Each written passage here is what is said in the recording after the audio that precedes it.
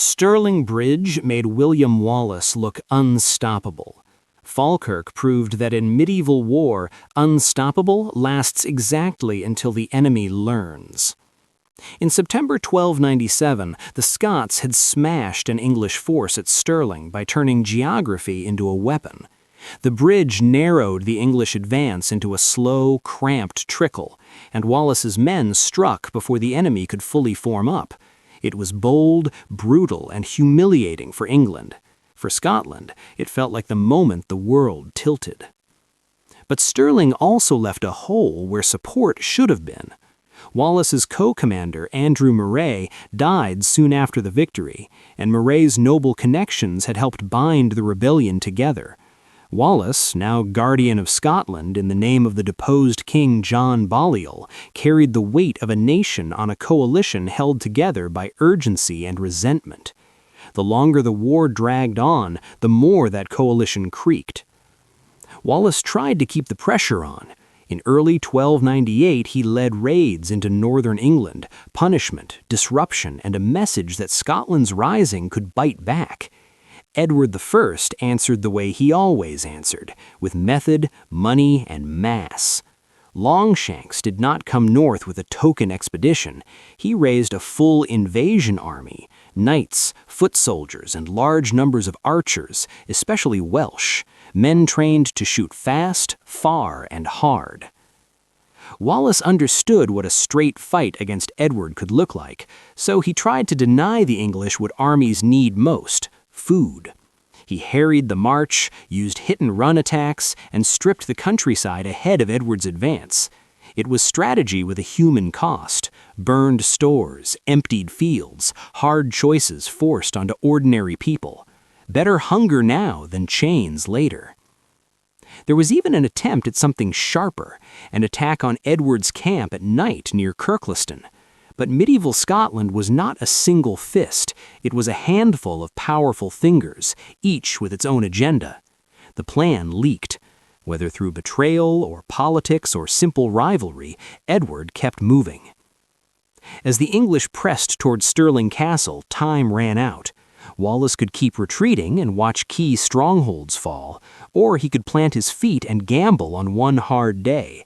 He chose the gamble. On July 22, 1298, near Falkirk, William Wallace finally faced Edward I in person, and the war shifted into a darker gear. Wallace's army was built around what Scotland could raise quickly: infantry. Spearmen, townsmen, farmers, men with courage and long shafts of wood tipped with iron. Scotland had cavalry too, but fewer, and never reliably unified.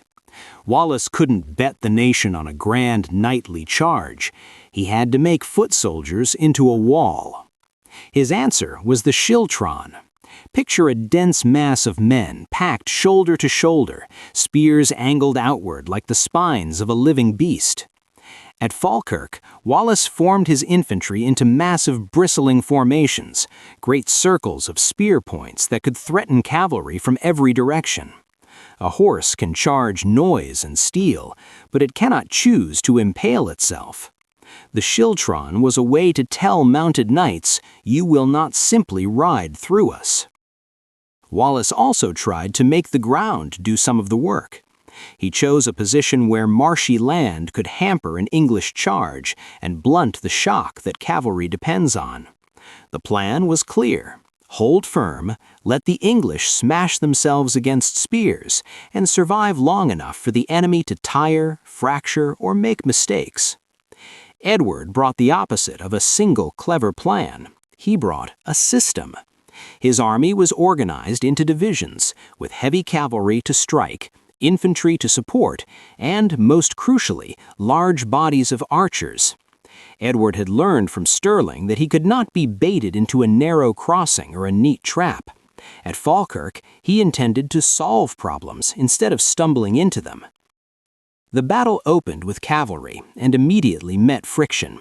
An early English charge became bogged down and disordered, likely squeezed by the marshy ground. For a moment, the Scots' choice of terrain seemed to be working, but Edward did not panic. The English shifted and maneuvered, moving around the marsh to find firmer roots and better angles. Then came the moment that unpicked Wallace's safety net. English cavalry struck again, and the Scottish mounted men broke and fled. Whether outmatched, outnumbered, or simply unwilling to die in a battle they didn't fully believe in, the result was the same. Wallace lost the mobile force that might have threatened the English flanks. Worse, without Scottish cavalry pressuring them, the English archers could step forward and work. And those archers were the hinge of the whole day. Wallace's schiltrons had been built to stop horses. They were not built to survive an arrow storm. The schiltron is powerful because it is dense, but density is also a curse. When arrows come in volume, a tight formation turns into a target that cannot dodge. The English archers advanced. Their longbows were not magical, but they were efficient, fast to shoot, hard to ignore, and devastating in mass. Volleys hammered into the packed Scottish spearmen. The arrows didn't need perfect aim. They needed time and numbers. Men fell, spear points dipped, the circles tightened in panic, and every man who dropped opened a tiny wound in the living wall. Wallace's infantry faced a nightmare choice. If they broke formation to rush the archers, they would lose the protection that kept cavalry at bay and be ridden down in the open. If they stayed locked together, they would be shot where they stood. The schiltron held the cavalry for a while, but it could not stop time. It could not stop arrows. As gaps appeared, the English cavalry returned, not to crash blindly into spear points, but to exploit the openings the archers had carved. Once horsemen punched into a schiltron, the formation's logic collapsed. Spears designed to face outward couldn't easily turn inward. Men shoved and stumbled. Panic traveled faster than orders. What had been a fortress became a trap. The Scottish archers were overwhelmed early in the battle, leaving Wallace with no meaningful missile answer. And when the infantry finally cracked, the defeat turned from battle into pursuit, one of the ugliest phases of medieval warfare, where fleeing men are cut down because they can't run faster than horses and they can't fight in a scattered mob. William Wallace survived. His army did not. Falkirk was a crushing defeat, and it broke more than bodies. It broke the political image of Wallace as the man who could win. Stirling Bridge had made him a legend. Falkirk made him vulnerable to rivals. In the aftermath, Wallace resigned as guardian of Scotland.